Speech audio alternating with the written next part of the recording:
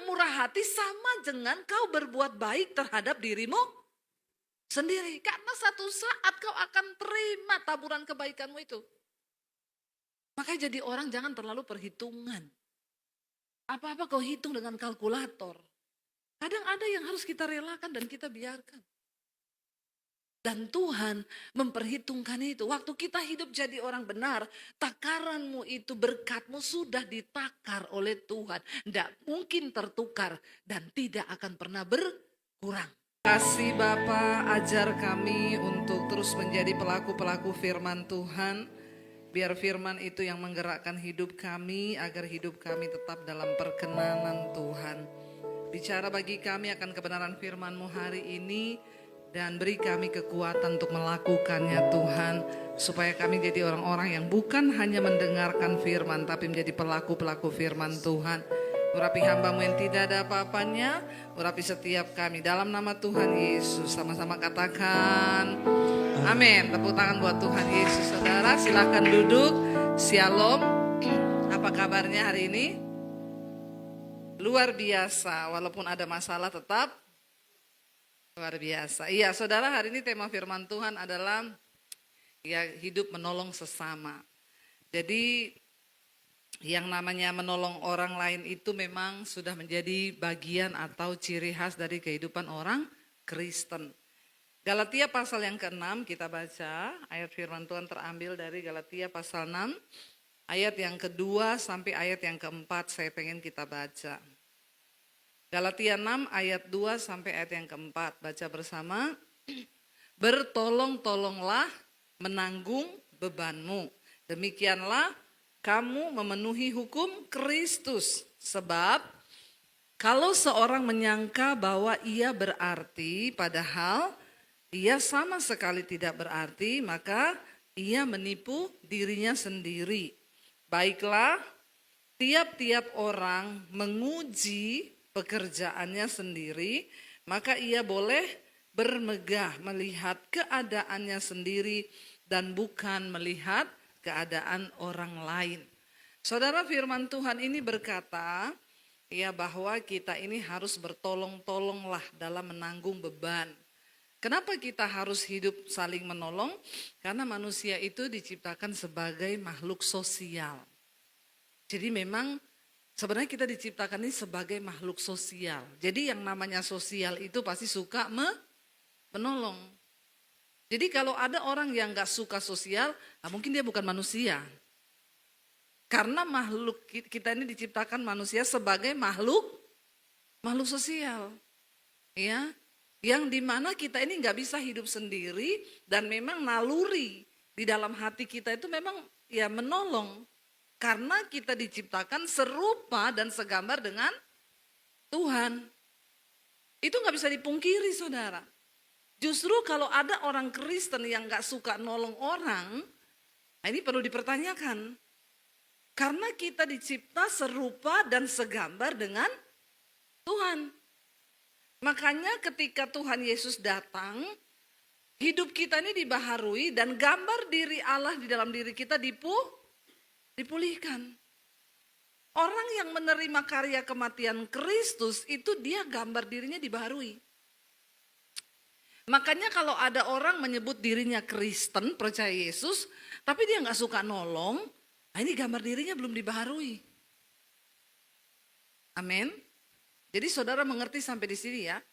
Kenapa kita harus menolong orang? Ya karena memang kita diciptakan sebagai makhluk yang sosial.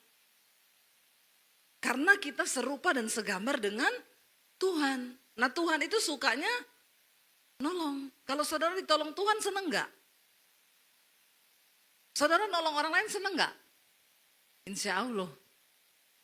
Ya, jadi memang sebenarnya ya pada hakikatnya seperti itu saudara.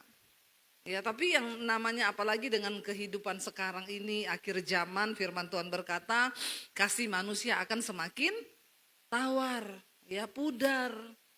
Karena kita ini sibuk memikirkan kepentingan kita pribadi-pribadi. Ya, kalau kita lihat sekarang di media sosial saudara, banyak hati nurani orang tuh yang sudah mati. Ya sekarang kalau ada orang disiksa, istrinya dipukul, gak ada yang nolongi. Di syuting malah semua rame-rame ambil HP buat dijadiin konten. Kan berapa kali kita lihat anak-anak dibully, di sekolah dipukul. Itu teman-temannya gak ada yang nolong, semua ikut malah syuting. Ya, dari sini kita melihat bahwa memang hari-hari ini kehidupan manusia di akhir zaman, sesuai yang firman Tuhan berkata, orang akan kehilangan kasih, itu menjadi tawar. Ya karena akhir zaman memang. Tapi kita yang sudah diciptakan dalam Kristus tidak boleh seperti itu, saudara. Yang pertama, kenapa kita harus menolong orang lain, saudara? Dikatakan di sana, bertolong-tolonglah menanggung bebanmu. Karena apa? Demikianlah kamu memenuhi hukum Kristus. Kita sudah diselamatkan oleh Tuhan Yesus. Tapi soal masuk surga tunggu dulu. Ya, tunggu dulu, saudara. Karya keselamatan diberikan gratis bagi semua orang yang mau terima Tuhan Yesus. Tapi untuk ke surga, maaf. Ya, enggak semua. Hanya mereka yang memenuhi hukum Kristus. Karena ada aturannya, saudara.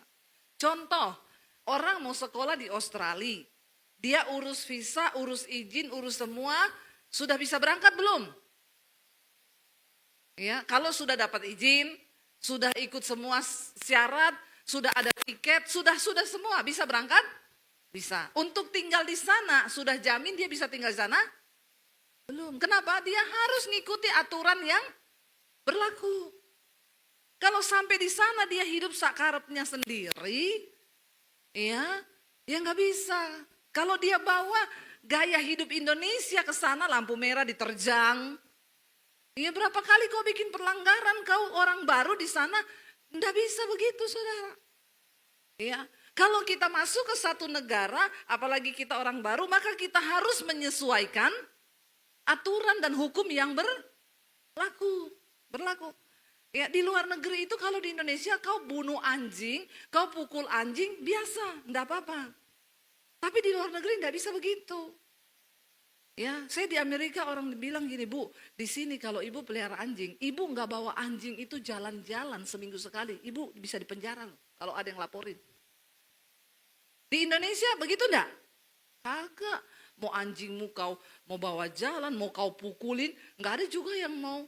Itu namanya aturan yang berlaku. Semua ditawarkan karya keselamatan gratis. Terima Tuhan Yesus, kamu diselamatkan, ayo. Tapi untuk mempertahankan keselamatanmu ini, kamu harus ikut hukum yang berlaku. Menjadi warga kerajaan Allah, makanya dikatakan kita harus berubah, nggak boleh sama lagi.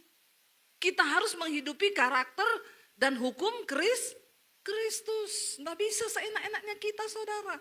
Dideportasi.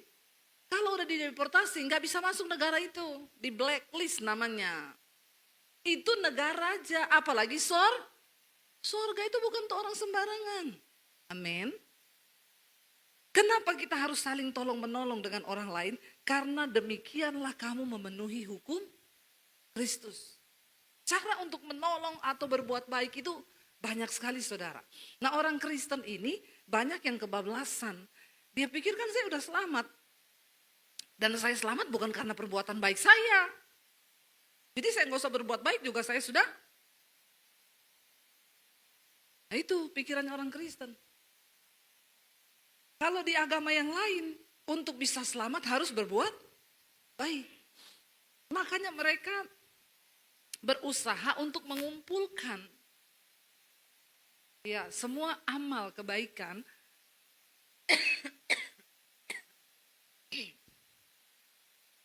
Ini suami saya berbuat baik ini.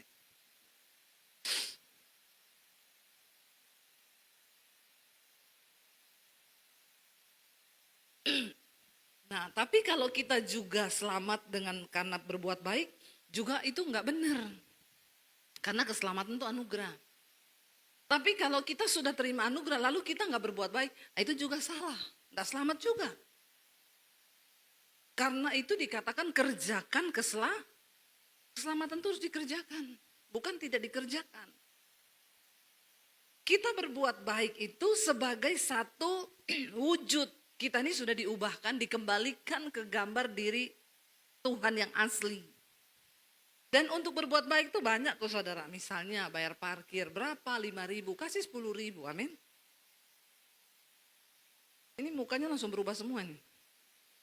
Ya, yang ada parkirnya berapa? 2.000, balikin ya 3.000, ditungguin. Dengan menolong dan berbuat baik, kau tidak akan miskin, percayalah. Tapi ada orang Kristen pelit, minta ampun saudara. Ditungguin itu kembalian 500. Saya pernah potong rambut, ya, bayarnya pakai QRIS. Maaf bu, kurang bu bayarannya. Berapa? Kaget saya. Kurang 500 rupiah. Padahal saya ngasih tip sama kapsernya di situ 100.000. Setiap kali potong rambut, saya kasih 100.000. Kurang 500 rupiah saya ditagih saudara. Terus saya bilang, aduh saya nggak bawa uang 500 lagi. Cari-cari nggak bawa cash. Aduh gimana ya bu, nggak ada 500 nih. Transfer aja. Kayaknya M-Banking nggak bisa bu, transfer 500 rupiah. Astagfirullah subhanallah, ada orang begini saudara. Ya, ada loh, ada. Taburkan perbuatan baik saudara. Karena demikianlah engkau memenuhi hukum Kristus. Yang pertama, kenapa kita harus berbuat baik? Karena dengan cara itu kita memenuhi hukum Kristus. Kita nggak berbuat baik, kita nggak bisa masuk hukum Kristus. Ya, itu Kristen pelit. Alkitab bilang orang kepelit, orang kikir nggak masuk surga loh. Ada ayatnya, bukan hanya yang bersinah, bukan hanya yang banci, bukan hanya yang pelakor, bukan hanya pencuri. Orang pelit tidak mendapat bagian dalam kerajaan surga. Bilang kanan kirimu, jangan pelit. Nanti gak masuk surga. Amin. Ya, lakukan perbuatan baik. Gak apa-apa kan. Kasih lebih parkir, gak usah kembali. Ya. Kenapa engkau harus berbuat baik? Karena dengan cara itu engkau memenuhi hukum Kristus. Memenuhi hukum Kristus. Yang kedua saudara, kenapa kita harus berbuat baik?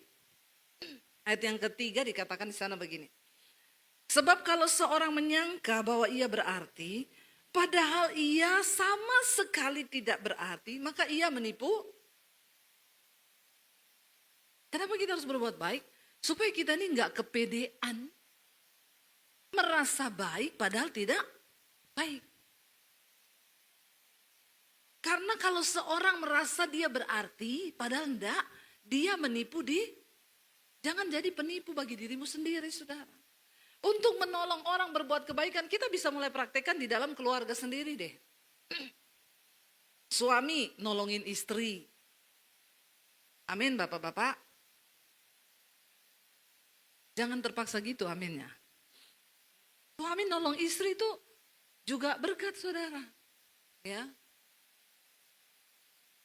Nggak apa-apa tuh sekali-sekali suami yang cuci baju, amin.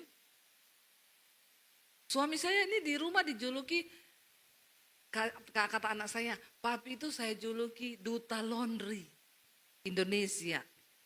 Ya, bukan karena dia disuruh, enggak. Suami saya ini rajin kalau di rumah.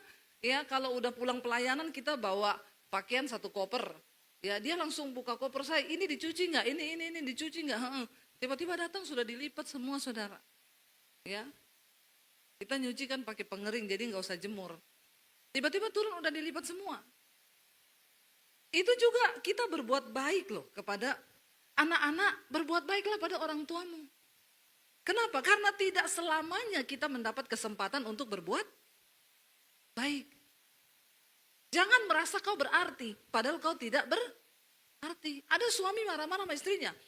Kau itu boros sekali. Saya tuh kasih kau gaji 6 juta, enggak cukup. Boros sekali, gini. Istrinya bilang, ya udah kalau begitu besok aku cuti. 1 bulan ke depan kau pegang uangnya sendiri. Ya 6 juta. Tolong catat. Belanja tiap hari. Ya catat. Untuk makan tiap hari 100.000, itu untuk belanja tok. Ya, sekali makan 100.000. Kadang saya hemat-hemat 150 untuk 3 kali makan di rumah. Belum termasuk gas, listrik, air, ya. Taruhlah itu 2 juta, makan 3 juta. Untuk uang les anak 1 juta. Ya, buat ini segala macam. Berapa di total suaminya? 8 juta. Kau kasih uang berapa? Cukup nggak kira-kira uangmu? Ini suami yang merasa diri berarti padahal tidak berarti. Coba kalau kita hidup itu saling menolong, nggak menghakimi, biar kita tahu. Kadang-kadang kita merasa kita ini berarti, saudara. Padahal nggak ada artinya apa-apa. Baru dia sadar, oh ternyata kamu selama ini tombok ya, dari mana? Bim salah bim, ala brakadabra. Main sulap saya sebagai istri. Ya, ibu-ibu ketawa ini. Pasti karena mengalami pengalaman yang sama. Dituduh sama suaminya terus boros. Ya, makanya kata istrinya, saya udah nggak pernah beli bedak. Saya maskeran pakai tepung beras sama putih telur. Yang ada bukan kinclong, kriuk. Ya, tapi begitulah saudara, jangan merasa berarti padahal kita ini sama sekali tidak berarti. Dengan kita berbuat baik kepada orang lain, kita itu menguji diri kita sendiri, apakah kita ini berarti atau tidak. Selama kita hidup di dunia. Anak-anak, berbuat baiklah kepada orang tuamu, tolong orang tuamu. Kalau makmu masak, ya kau nolong dia masak di dapur. Karena tidak akan selamanya makmu itu ada bersamamu. Amin. Suami tidak selamanya istrimu ada bersamamu. Istri tidak selamanya juga suami ada bersama dengan engkau. Ayo kita saling tolong menolong. Karena dengan begitu kita memenuhi hukum Kristus. Yang kedua, dengan begitu kita bisa menguji diri kita sendiri. Apakah aku ini sebagai istri berarti atau tidak? Apakah aku ini sebagai suami berarti atau tidak ya? Atau cuma sebagai suami yang ngasih duit terus sama istri, tapi hidup gak pernah berdampak. Itu pun merasa sudah sangat berarti. Padahal gaji yang dikasihku kurang. Please deh, jangan terlalu GR jadi orang. Amin. Anak-anak pun, kau jangan merasa kau berarti. Coba cek dan koreksi diri hari ini, hidupmu berarti gak di dalam keluarga? Sebagai anak dampakmu itu apa di dalam keluarga? Apa dampakmu? Atau kau cuma jadi batu sandungan buat orang tuamu? Yang cuma minta uang, tapi gak ada dampak apa-apa. Hello, setiap kita harus menguji diri kita, apakah kita ini berarti atau tidak. Amin. Uji dirimu saudara, supaya tidak makan puji. Orang yang suka menguji diri nggak makan puji, tapi orang yang makan puji nggak pernah menguji diri, malah menipu diri sendiri. Kenapa kita harus berbuat baik? Supaya kita bisa menguji diri kita. Apakah aku ini berarti di dalam rumah, menolong sesama, hidupku ini berarti? Ya, ayat yang ketiga dikatakan, baiklah tiap-tiap orang itu menguji pekerjaannya. Ini yang saya bilang tadi. Maka ia boleh bermegah melihat keadaannya sendiri dan bukan melihat keadaan orang lain. Supaya kita bermegah, oh hidupku ini berarti. Kalau satu saat kita mati tidak akan ada penyesalan. Karena selama aku hidup aku sudah menjadi orang yang berarti bagi orang lain. Ya, tolong orang lain. Kemarin baru terjadi beberapa waktu lalu saya telepon adik saya. Ada orang yang membutuhkan pertolongan, jadi saya telepon adik saya bilang, coba kamu pergi lihat sana, mereka tuh butuh pertolongan. Adik saya jawab saya apa? Saya tuh malas nolong orang begitu. Kamu kan tahu kelakuannya seperti apa. Ya, kalau mau ingat-ingat perbuatannya dulu, malas saya. Saya bilang, kau tuh nolong orang bukan karena dia baik. Kita nolong orang karena sudah tugasnya kita nolong orang. Kalau kau ingat terus orang baik-baiknya orang, tidak baiknya orang, ya sampai kapan kau akan hidup seperti itu? Tidak usah ingat yang lalu-lalu, sekarang orang itu butuh pertolongan, kau pergilah ke sana. Saya ini cuma minta tolong, kau pergi. Akhirnya adik saya katakan begini, ya udahlah, saya juga lakukan ini cuma demi Tuhan Yesus sih, karena Tuhan yang suruh. Karena memang Tuhan yang suruh. Ya, jadi aku mau. Saudara, untuk bisa menolong orang, ya memang kita harus menundukkan diri kepada firman Tuhan. Kenapa kita menolong orang? Bukan karena orang itu baik. Tapi karena Tuhan suruh kita mengasihi orang bahkan yang berbuat jahat pada kita. Karena Yesus bilang, kalau kau berbuat baik sama orang yang baik saja, kau gak dapat upah. Tapi kalau kau berbuat baik kepada orang yang jahat kepadamu, kau dapat upah saudara. Ya. Jadi Saya maksa adik saya, kau pergi tolong, jangan usah lihat yang dulu-dulu. Rugi kita. Kenapa? Karena ya tidak akan selamanya kita dapat kesempatan untuk berbuat baik, menolong orang yang berkesusahan. Jangan menunda untuk berbuat kebaikan, saudara. Karena Yesus berkata begini, kalau kita baca Matius 25 tadi yang disampaikan Pak Gembala ayat 34 sampai 40. Dan raja itu, ya ayat Matius 25 ayat 34. Dan raja itu berkata kepada mereka yang di sebelah kanannya, mari hai kamu yang diberkati oleh Bapakku, terimalah kerajaan yang telah disediakan bagimu sejak dunia dijadikan. Ini orang-orang yang dipanggil masuk ke surga, saudara. Alasannya kenapa mereka masuk surga orang-orang ini, Tuhan Yesus bilang apa?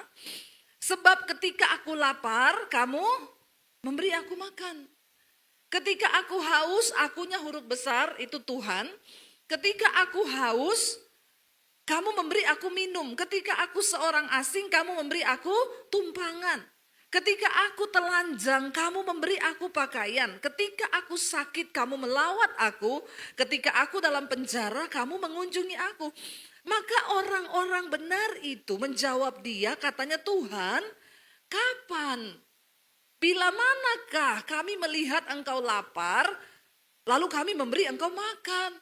Tuhan, kapan kami lihat kau haus dan kami beri engkau minum? Tuhan, kapan kami lihat engkau sebagai orang asing dan kami memberi engkau tumpangan? Tuhan, kapan engkau telanjang dan kami memberi engkau pakaian? Dan Tuhan, kapan, bila mana itu kapan? Kapan kami melihat engkau sakit dan atau dalam penjara dan kami mengunjungi engkau? Lalu Tuhan Yesus menjawab mereka, aku berkata kepadamu sesungguhnya apa? Segala sesuatu yang kamu lakukan untuk salah seorang dari saudaraku yang paling hina, itu sama saja apa? Kamu telah melakukannya untuk aku. Kenapa orang yang rajin menolong orang, dia juga selalu gampang mendapat pertolongan. Kalau saudara lihat ada orang yang ditolong Tuhan terus, mengalami kemujuran, mengalami keberuntungan terus. Itu orang pasti karena suka nolong orang. Tapi orang yang gak suka nolong, malah masa bodoh, hidupnya banyak hambatan. Itu prinsip tabur tuai. Karena Tuhan gak pernah tutup mata. Lakukan setiap perbuatan kecil. Yang kayaknya rasanya itu kadang tidak berarti. Tapi itu berarti besar bagi orang yang memerlukan, saudara. Lakukan. Misalnya kau pesen Gojek, ya. Kan ada tuh tambah bonus untuk pengemudi. Ya, pencet 10.000, 20.000, enggak miskin kau. Amin. Enggak amin loh. Ya, itu enggak akan miskin kita. Karena orang yang rajin berbuat kebaikan akan menuai kebaikan. Apa yang engkau alami di hidupmu hari ini, itu adalah bagian dari taburan-taburanmu. Yang pernah engkau taburkan kebaikan kepada orang lain, hari ini kau terima. Saya mengalami itu dalam hidup saya. Mau begini, ada keberuntungan. Mau begitu, sampai orang bilang, Bu Debbie itu kok mujur terus ya. Terus saya gak usah ceritakan orang lain, saya nih saudara. Beli rumah, dapat harga separuh. Separuh loh. Ya, sampai semua orang bilang enggak mungkin itu rumah. Ya mungkin, buktinya benar saya dapat. Ya, semua berkata enggak mungkin. Mungkin. Bagi orang-orang yang dikenan Tuhan, kalau engkau rajin berbuat kemurahan, maka engkau akan menuai kemurahan. Enggak percaya, baca ayatnya. Buka bersama Pengkhotbah 11 ayat yang pertama, saudara. Pengkhotbah pasal 11 ayat yang pertama, baca 1, 2, 3. Lemparkanlah rotimu ke air, maka engkau akan mendapatnya kembali lama setelah itu. Artinya apa? Roti yang kau lempar ke air, itu akan muncul beberapa saat nanti. Semua taburan kebaikanmu itu akan berbalik kepadamu. Tidak pernah hilang takaran itu. Dicatat sama Tuhan. Mau orang yang kau berbuat baik itu terima kasih atau tidak. Mau dia hargai kau atau tidak, Tuhan mencatat segala kebaikan kita. Jangan terpancing karena kau jengkel sama dia. Jengkel saya stop berbuat baik. Jangan. Karena takaranmu itu ditakar oleh Tuhan, saudara. Makanya berbuat baik gak bisa juga mengikuti daging ini, suka atau tidak. Tapi kalau kita mau menuruti hukum Kristus. Orang yang berbuat kebaikan, Amsal 11 ayat 17.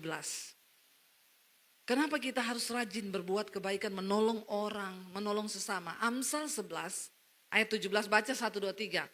Orang yang murah hati berbuat baik kepada diri sendiri. Tetapi orang yang kejam menyiksa badannya sendiri. Artinya apa? Prinsip tabur tuai.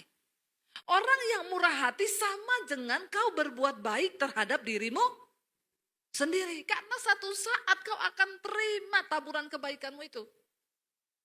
Makanya jadi orang jangan terlalu perhitungan. Apa-apa kau hitung dengan kalkulator.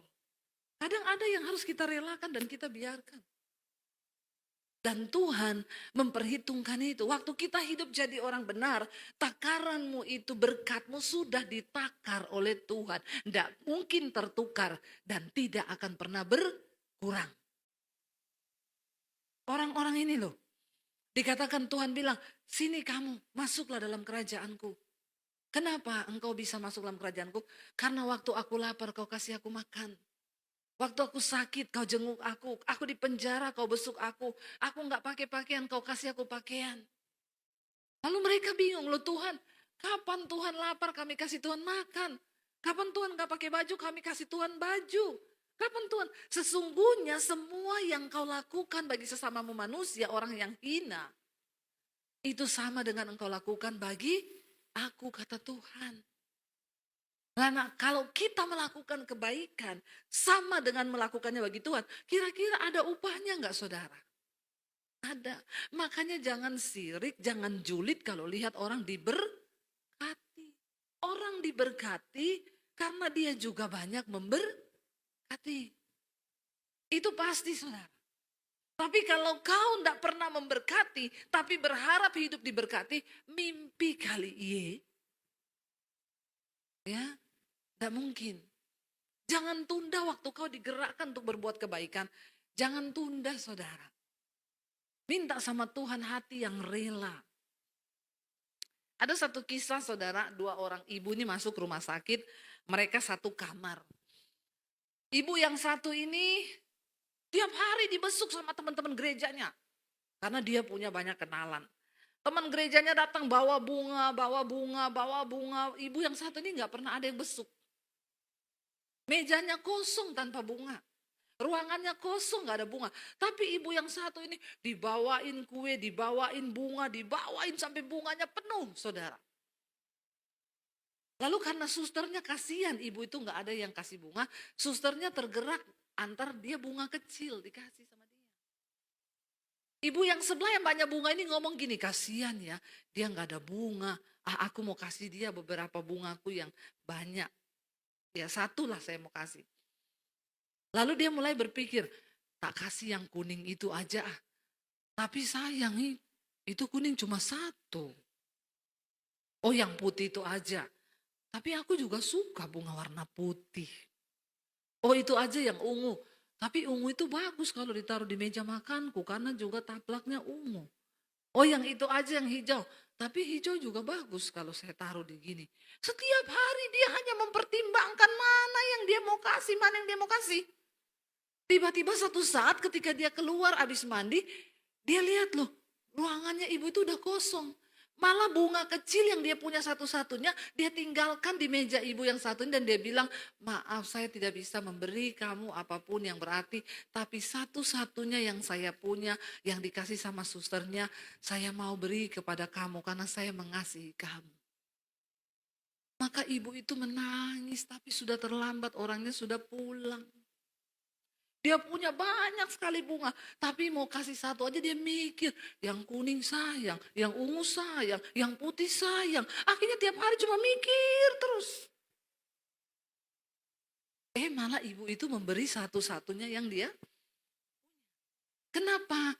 Kita harus berbuat baik, jangan menunda. Karena kesempatan tidak akan selalu datang. Ada waktunya orang itu sudah pergi, ada waktunya kita yang pergi. Di dalam kuburan kita tidak lagi bisa berbuat kebaikan. Waktu kita mati, satu-satunya yang orang ingat hanya kebaikan kita. Kita nggak pernah tahu kita kapan mau meninggal kan. Saya syok dengar saudara kita yang selalu WL di sini, Bu Susan. Waktu itu dipanggil Tuhan, saudara. Ya bayangkan, tidak sama sekali tidak pernah kita bayangkan Ibu Susan yang selalu WL di sini. Waktu itu hari Minggu tugas katanya masih video call sama beberapa pengerja. Maaf saya nggak bisa datang tugas ya, kaki saya masih bengkak. Ya cuma sakit kaki, bengkak karena direfleksi. Ya Minggu sore, Minggu pagi masih video call sama teman-teman pelayanan di sini. Tidur sore, sudah enggak bangun, besok pagi udah meninggal. Matinya sih enak banget. Tapi yang ditinggal nih yang terkaget-kaget, iya enggak saudara? Kita ini enggak pernah tahu Tuhan tuh kasih kita kesempatan hidup sampai berapa lama. Makanya jangan pernah tunda segala kebaikan yang bisa kita perbuat bagi orang lain. Karena firman Tuhan ya berkata, ya satu saat kita akan mati, kita semua akan berpulang, dan apa yang bisa orang ingat dari kita? Pepatah berkata, gajah mati meninggalkan gading. Harimau mati meninggalkan belang. Manusia mati meninggalkan apa? Jangan utang. Ya, tinggalkan amal kebaikanmu yang orang bisa ingat. Supaya ketika orang di peti, ada alasan dia nangis gitu loh, dan berkata, ya Tuhan, ini orang baik banget loh. Dia itu banyak melakukan kebaikan. Jangan sampai kau mati, istrimu bahkan di depan peti, kenapa gak dari dulu matinya Tuhan? Jangan sampai loh saudara. Ya, apa yang akan orang kenang tentang hidup kita? Dan apakah waktu kita datang berdiri di hadapan Tuhan, Tuhan akan berkata, masuklah dalam kerajaan. Karena kau orang yang sudah memenuhi hukumku. Kau berbuat kebaikan. Iman tanpa perbuatan mati. Kita diselamatkan bukan karena perbuatan baik, tapi karena iman kepada Tuhan Yesus. Saya tuh kemarin saudara, saya tadi di mobil tuh merenungkan. Kemarin saya dan suami itu, ya kita diundang ke salah satu rumah teman. Lalu kita pergi saudara, sampai di sana itu diajak makan ya. Saya ini tadi sepanjang jalan ke sini tuh bersyukur terus. Diajak makan ya, saya tuh makan ikan. Ikannya itu ikan dasar, ikan merah dari Papua asli. Waktu saya makan, saya rasa ada duri ikan tuh ketelan di leher. Jadi saya pikir biasanya kalau ketelan tuh kan duri kecil ya. Kita makan, ketelan duri biasanya kita minum air banyak kan, supaya masuk. Jadi saya telan saudara, karena di situ ada timun, saya makan beberapa potong timun yang besar-besar. Ya saya masukin ke mulut saya 4 biji, lalu saya minum air 1 botol. Saya berusaha menelan duri ikan itu. Biasanya kalau durinya kecil, setelah kita melakukan itu kan lega gitu ya. Tapi ketika saya lakukan itu kok makin tersiksa saya rasa. Kenapa ya ini kok makin menusuk di leher saya. Akhirnya saya berdiri dari meja makan, gak ada yang tahu, suami saya juga gak tahu. Saya sudah sulit untuk bernapas karena kalau tarik napas gini terasa sakit sekali, sudah di dalam sini saudara. Saya mau ke kamar mandi, saya pikir saya ke kamar mandi, saya jalan ya lumayan. Saya tahan napas saudara, bahkan untuk napas aja itu sudah sakit, terasa durinya menancap. Saya tahan napas, rasanya seperti ya banyak, saya nggak tahu itu ludah di mulut saya atau apa, tapi begitu sampai di toilet, ya saya di wastafel saya coba buang ludah, ternyata itu udah darah semua. Ya dan saya kaget, aduh, ya kenapa bisa begini ya, berarti ini udah melukai di sini ya. Saya sudah nggak bisa bernapas, saya keringat dingin di dalam kamar mandi. Saya pernah dengar orang itu ketelan duri ikan dibawa ke rumah sakit dioperasi. Ya saya berpikir ini pasti durinya besar. Akhirnya saya berdiam diri di situ, saya berdoa, Tuhan, tolong Tuhan. Saya nggak mau saya dibawa rumah sakit hari ini. Kalau saya dibawa rumah sakit kemarin saya tidak datang ke sini kan. Iya nggak saudara? Kelihatannya kan perkara kecil toh, cuma ketelan duri. Tapi kalau itu menjadi sesuatu yang serius kan, semua aktivitas kita terhenti kan. Mungkin hari ini saya sudah di rumah sakit karena operasi. Saya berdoa, saya tahan napas, nggak ada orang yang tahu, suami saya juga nggak tahu. Dia di luar masih ngobrol. Saya cuma bilang gini, Tuhan saya mau batuk Tuhan. Tolong kalau saya batuk ini dengan kuasa-Mu duri itu bisa keluar. Tapi secara logika udah nggak bisa karena sudah di dalam sini. Gara-gara saya telan timun besar itu sama air 1 botol, dia semakin masuk. Tapi saya berdoa dalam nama Yesus. Saya batuk sekali saudara, tiba-tiba keluar. Dan saudara tahu itu duri panjangnya itu hampir segininya jari saya ini. Dan bukan tulang yang lunak. Biasa kita ketelan duri itu tulangnya itu yang bisa melewat begini kan. Itu seperti jarum suntik. Tajamnya itu minta ampun. Saya itu nangis saudara di kamar mandi. Saya bilang Tuhan, Tuhan kalau bukan karena kuasa-Mu, enggak mungkin. Ini enggak mungkin karena saya sudah minum air 1 botol dan itu duri sudah masuk ke sini saudara. Dan itu panjangnya segini bagaimana mungkin dia bisa keluar, udah nyangkut kan, saya udah muntah, udah keluar darah semua, udah luka. Saya berpikir saudara ya, makanya tadi kesini nih saya di mobil membayangkan, aduh kalau kemarin duri itu enggak keluar, hari ini saya enggak pelayanan di sini loh Bu. Seringkali kita tuh melupakan penyertaan Tuhan. Makanya kenapa setiap hari, setiap pagi kita perlu berdoa minta perlindungan Tuhan. Karena banyak hal yang kita nggak sadari, yang kita nggak tahu, yang kita tidak inginkan itu bisa terjadi di hidup kita. Kita perlu penyertaan Tuhan. Saudara, hari ini saya berbicara tentang ujian iman ya. Kita perlu iman untuk mengikut Tuhan ya, dan mengikut Tuhan itu nggak enak. Siapa yang bilang ikut Yesus enak? Ya, ikut Yesus itu ndak enak. Kenapa? Karena kita harus belajar melakukan kehendak Tuhan. Kita harus mematikan keinginan daging. Matikan keinginan daging itu gampang, enak atau tidak? Tidak, karena semuanya pengennya hidup menurut daging. Karena daging ini enak. Rasul Paulus berkata, aku benci tubuh celakaku ini. Ya, karena aku ingin dekat dengan Tuhan, tapi sulit, aku masih diam di dalam tubuhku yang masih bisa marah, bisa tersinggung, bisa kepahitan, bisa kecewa, bisa takut. Tapi kita berdoa saudara supaya hari ini Tuhan boleh berbicara kepada kita, memberi kekuatan. Buka bersama 1 Petrus pasal yang pertama. 1 Petrus pasal yang pertama ayat yang ketiga mulai. Ya, pengharapan iman dan kasih judul perikopnya. 1 Petrus pasal yang pertama ayat yang ketiga mulai. Firman Tuhan berkata di sana demikian, terpujilah apa? Allah dan Bapa kita, Bapa Tuhan kita Yesus Kristus yang apa? Yang karena rahmatnya yang besar telah melahirkan kita kembali oleh kebangkitan Yesus Kristus dari antara orang mati pada suatu hidup yang penuh pengharapan. Kita tahu bersama Alkitab berkata kita ini semua sudah mati karena dosa. Tapi karena Kristus kita dilahirkan kembali. Menuju kepada apa saudara? Hidup yang penuh dengan pengharapan. Selama masih ada pengharapan di dalam hidup kita, maka selalu masih ada kesempatan. Tidak ada yang mustahil saudara. Asal kita masih berharap kepada Tuhan. Yang bahaya itu kalau orang sudah tawar hati, sudah tidak punya pengharapan. Ya biar aja lah, memang namanya hidup begini ya mau diapa. Ya enggak usah Tuhan-Tuhanan lah. Nah, ini bahaya saudara. Ya kadang-kadang orang saking menderita, dia udah gak mau lagi berharap kepada Tuhan. Dikatakan di sini kita yang tadinya mati karena dosa, kita bersyukur lewat Kristus kita dihidupkan kembali, dibawa kepada satu kehidupan yang penuh dengan pengharapan. Ayat 4 berkata, untuk apa saudara?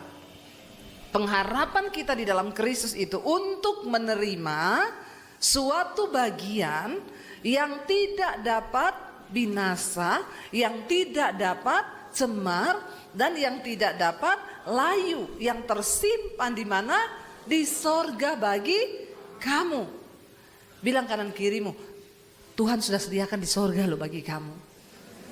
Ya, yang satu bagian bilang, yang nggak dapat binasa, nggak dapat cemar, nggak dapat layu. Itu Tuhan siapkan bagi kita di sorga. Ya, jadi saudara, ya kita ini semua yang mau masuk sorga harus mulai latihan sekarang. Ya, latihan hidup di sorga. Di sorga itu tidak ada orang marah-marah, amin. Haleluya. Ya, kalau saudara masih marah-marah, saudara nggak bisa masuk. Di sorga nggak ada orang selingkuh. Di sini pasti nggak ada lah yang selingkuh ya. Ya, Cimahi ini aman-aman tentram kan? Insya Allah. Aman tentram ya, nggak ada ya di sini perselingkuhan ya saudara. Ada atau tidak? Oh, tidak ada ya, puji Tuhan. Ya, saudara, di sorga itu nggak ada orang tersinggung. Di sorga nggak ada orang kepahitan. Di sorga nggak ada orang kecewa, karena di sana ada bagian yang tidak dapat cemar, nggak layu, nggak binasa. Ya, itu berbicara tentang hal-hal yang kekal. Nah, kita ini sekarang lagi latihan untuk bisa masuk sorga. Ya, siap-siap latihan, nggak marah-marah suami istri, amin. Kok abis amin tapi ketawa gitu ya? Jadi saudara ini menertawakan diri sendiri atau bagaimana gitu ya? Ya iya kan, kita mulai latihan dari sekarang jadi orang yang damai sejahtera, ndak marah-marah, ndak tersinggung, ndak kepahitan. Dikatakan di sana ayat yang kelima, yaitu bagi siapa? Yaitu kamu yang dipelihara dalam kekuatan Allah karena imanmu, sementara kamu menantikan keselamatan yang telah tersedia untuk dinyatakan pada zaman akhir. Kita ini semua sudah menerima keselamatan dari Tuhan, tapi baru akan dinyatakan pada akhir zaman. Saya mau tanya saudara, kira-kira ada yang gagal nggak dalam perjalanan iman? Akan ada nggak orang yang gagal? Ada. Berarti keselamatan bisa gagal nggak? Dari pihak siapa? Manusia, bukan dari pihak Tuhan. Dari pihak Tuhan keselamatan itu tidak pernah gagal. Siapa yang menggagalkan? Kita sendiri, karena kita menolak kasih karunia Tuhan. Karena kita nggak hidup sesuai dengan firman Tuhan. Makanya Alkitab ini, kita sekarang ini dipelihara dalam kekuatan Allah. Kita harus meminta kekuatan dari Tuhan, sementara kita menantikan keselamatan yang akan dinyatakan pada zaman akhir. Jangan santai jadi orang Kristen. Ya, jangan aman-aman. Saya pengkhotbah pasti masuk surga. Belum tentu. Saya pemain musik di gereja, pasti saya masuk surga. Orang tiap minggu saya absen. Belum tentu. Saya paduan suara. Tadi paduan suaranya keren banget loh. Tepuk tangan dong saudara. Ya, keren loh ya. Bapak-bapak, ibu-ibu ya, keren. Bagi suaranya keren ya. Nanti di sorga juga satu grup ini akan tampil. Berarti sudah pengen ke sorga ya? Ya, amin saudara ya. Jadi tidak menjadi jaminan ketika kita paduan suara di gereja, main musik di gereja, khotbah seperti saya, bukan berarti langsung otomatis kita ini terdaftar di sorga. Baru akan dinyatakan pada akhir zaman nanti siapa yang lulus.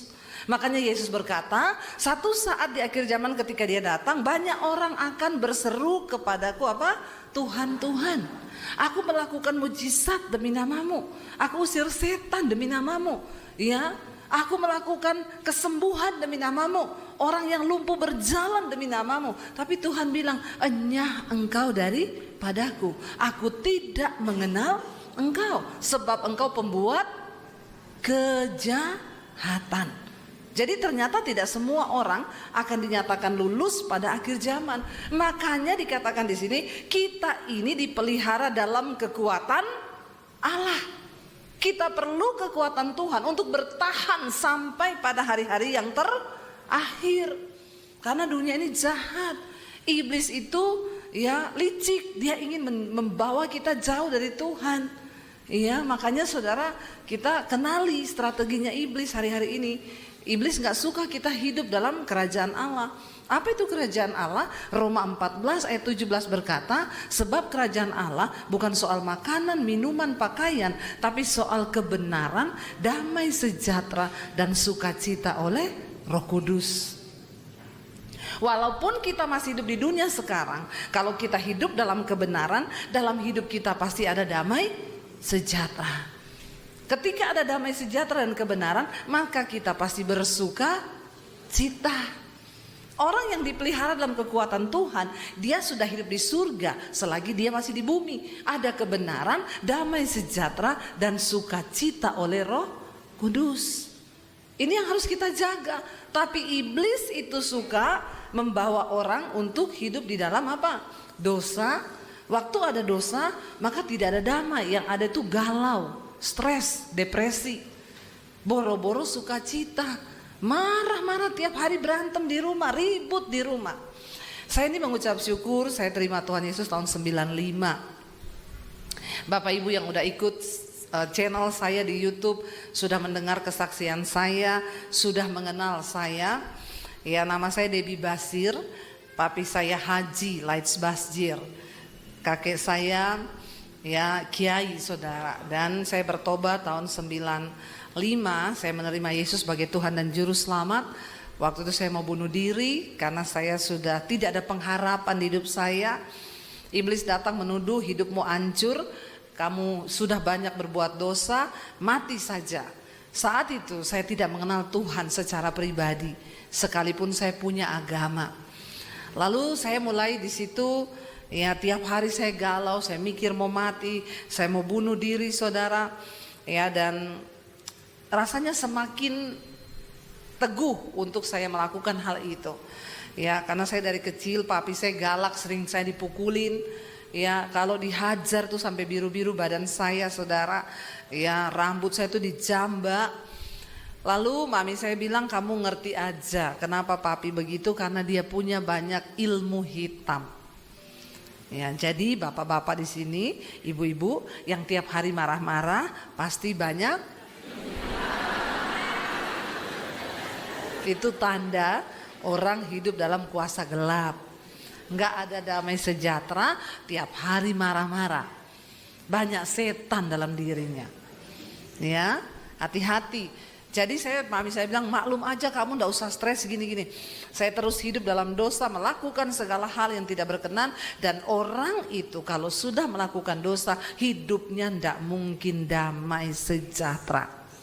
Apa yang paling membuat manusia itu bisa hidup damai? Waktu kita hidup di dalam kekudusan. Bukan ketika punya uang banyak. Karena banyak orang punya uang tapi hidupnya tidak ada damai. Ya, benar saudara. Ya, uang itu bukan jaminan kebahagiaan. Jangan salah berpikir. Jangan suka iri kalau lihat orang kaya. Enak banget ya kaya. Saya banyak ketemu orang kaya raya ya. Tapi kalau pulang saya bilang sama suami saya lebih bahagia kita. Iya, nggak bisa tidur kalau malam. Dia punya banyak persoalan. Tiap hari telepon saya diundang makan orang kaya. Saudara, dia yang traktir kami. Makan enak di restoran mahal, jutaan. Kami makan, dia terima telepon, marah-marah terus. Gimana sih? Saya kan sudah bilang. Baru duduk, ditelepon lagi. Bagaimana kamu? Maaf ya Bu Pendeta, maaf saya urusin kerjaan. Saya dibayari, makan damai sejahtera enak, ketawa ketiwi. Dia marah-marah. Jadi yang lebih dari pemenang siapa? Dia. Akhirnya waktu dia duduk, dia bilang, maaf Bu Pendeta ya, saya tuh biasa urus kerjaan. Saya bilang, Pak maaf saya mau ngomong juga sama Bapak. Bapak ini kaya, tapi tidak diberkati Tuhan. Iya benar. Ya. Lalu dia syok waktu saya bilang begitu. Ya, pulang dia bilang sama istrinya, pendeta gila. Berani banget ngatain saya kaya tapi tidak diberkati. Loh iya. Belum tentu orang kaya itu diberkati. Banyak orang kaya hidupnya nggak damai. Ya, makanya saya nggak pernah iri melihat orang kaya. Justru kadang saya kasihan. Ya, kasihan mereka itu tertipu dengan dunia. tertipu. Kan Alkitab bilang hati-hati dengan tipuan kekayaan. Kekayaan itu menipu. Ya, makanya nggak usah kaya-kaya, amin. Loh kok nggak amin loh? Ya, berarti kaya semua nih di sini nih. Loh malah amin loh. Kalau saya bilang orang kaya nggak bahagia malah amin. Bagaimana sih ini jemaat di Cimahi ini, Bapak Gembala? Ya, jadi siapa yang mau kaya?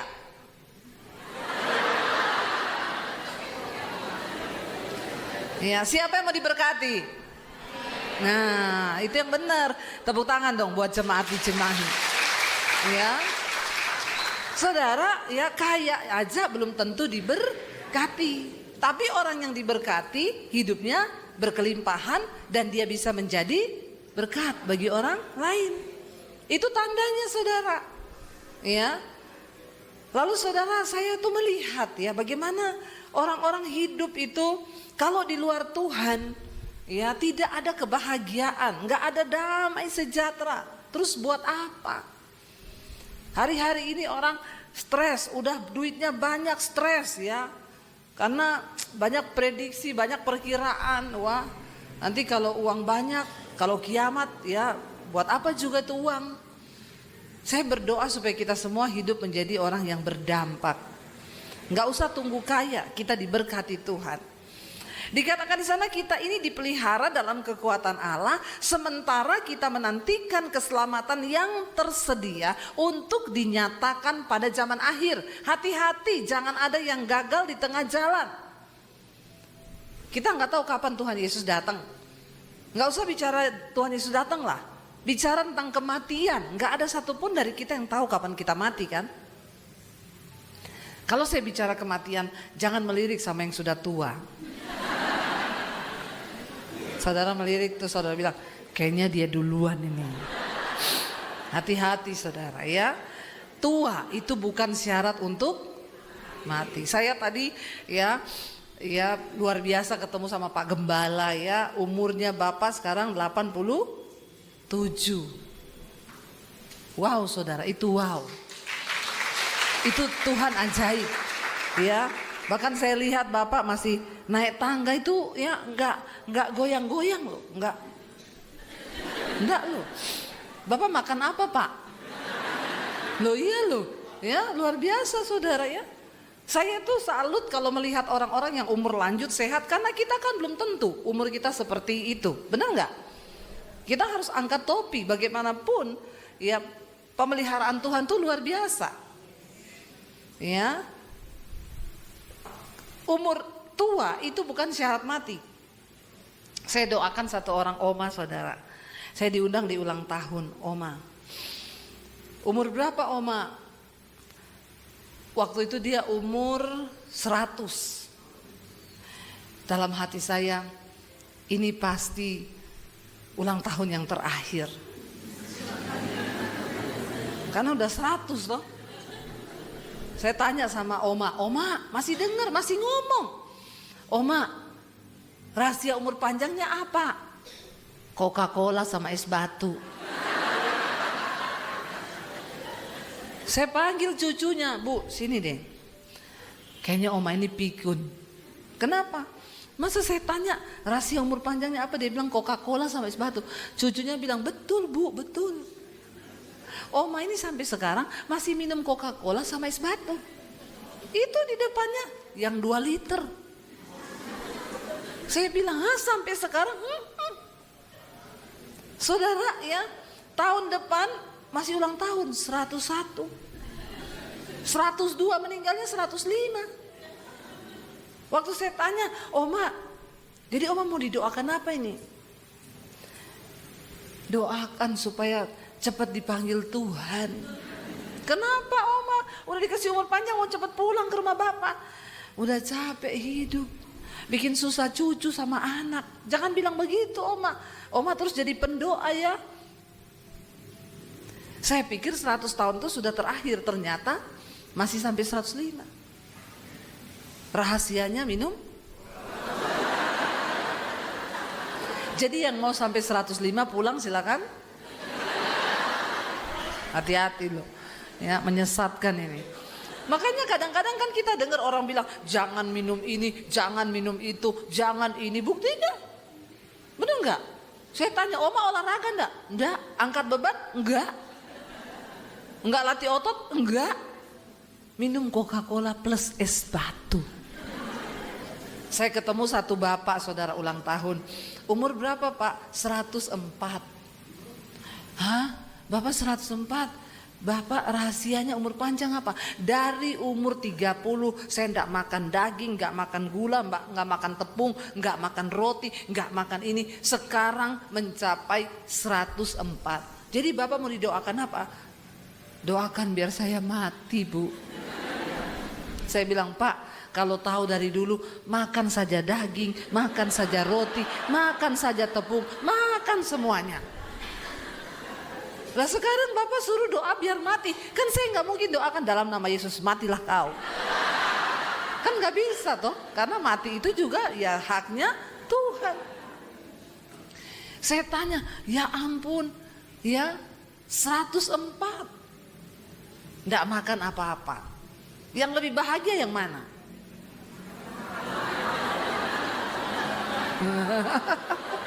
Ya, yang makan semuanya plus Coca-Cola sama umur 22 mencapai 100 dan 22 minta. Makanya itu jangan terlalu panjang-panjang.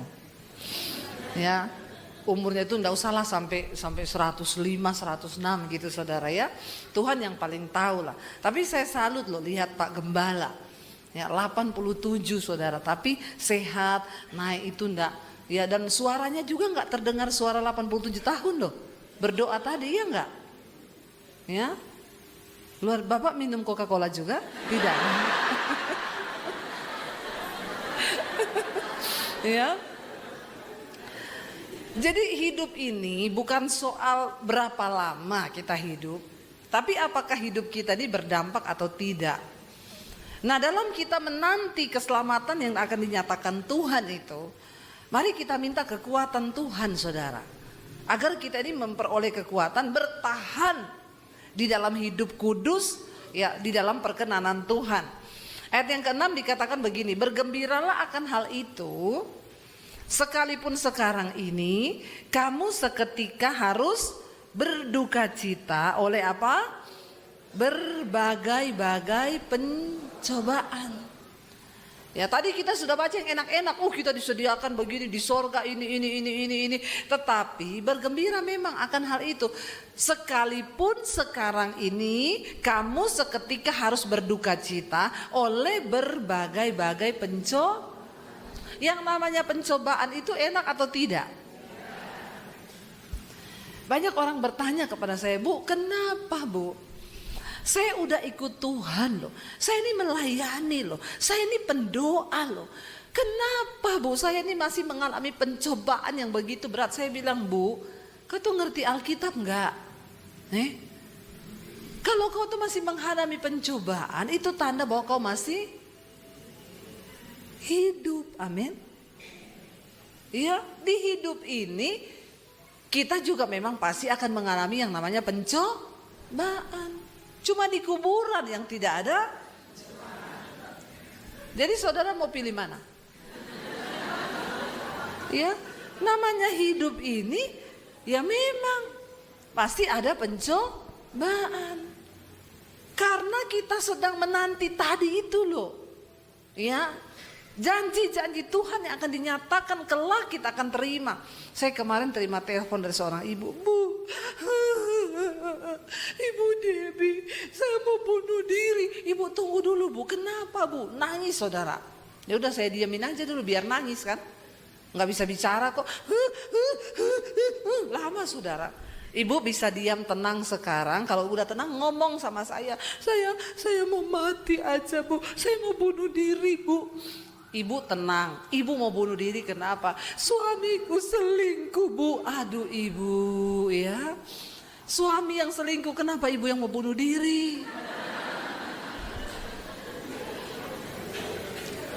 Ya, kenapa, Bu? Makanya Jangan terlalu mencintai siapapun lebih daripada engkau mencintai Tuhan. Ibu-ibu, jangan cintai suamimu lebih dari Tuhan. Maka jadinya gitu. Ketika suami selingkuh mau bunuh. Saya bilang sama suami saya, heran aku, ada orang suaminya selingkuh dia mau bunuh diri. Ya, saya bilang sama suami saya, kamu jangan coba-coba selingkuh. Karena saya nggak akan bunuh diri. Ya, kalau itu memang pilihanmu, saya bentangkan karpet merah. Kau sudah tahu kebenaran, benar nggak saudara? Jalani hidup ini ya yang normal aja lah. Cintai Tuhan. Saya bilang, Bu, semua orang bisa berbuat salah. Hari ini mungkin suami ibu lagi dalam dosa. Dia jatuh akibat iblis. Ibu sekarang berdiri teguh. Jangan ngomong mau bunuh diri. Berdoa buat suamimu. Amin. Tapi ibu saya, nggak apa-apa. Udah ibu kerja aja. Hidup normal.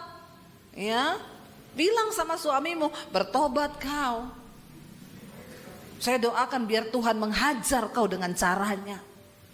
Kan begitu toh? Nggak apa-apa. Ya, nggak apa-apa ya Bu. Kalau saya berdoa, hajar suamiku Tuhan. Harus. Ya. Dia tanya soalnya sama saya harus berdoa bagaimana Bu? Ya. Selama ini ibu berdoanya gimana? Tuhan, jamah suamiku Tuhan. Jangan bilang jamah suamiku Tuhan. Bilang Tuhan, hajar suamiku Tuhan. Nggak apa-apa ya Bu Debi, nggak apa-apa, itu Alkitabiah kok. Ya, jadi suaminya pulang dia bilang, aku sekarang doa buat kamu. Doa apa? Tuhan, hajar suamiku. Bu Debi yang ajari saya berdoa buat kamu seperti itu. Tiba-tiba suaminya telepon saya. Halo, ini dengan pendeta Debbie Basir.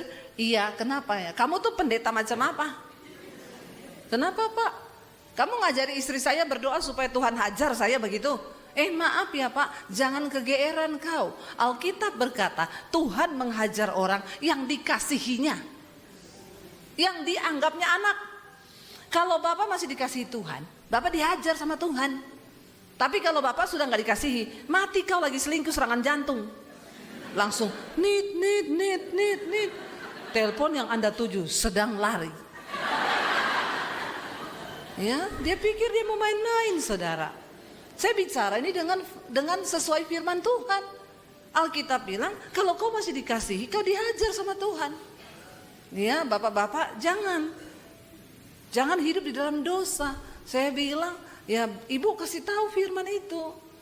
Jangan ibu mau bunuh diri, cintai Tuhan. Memang selama kita hidup di dunia ini pasti akan ada pencobaan.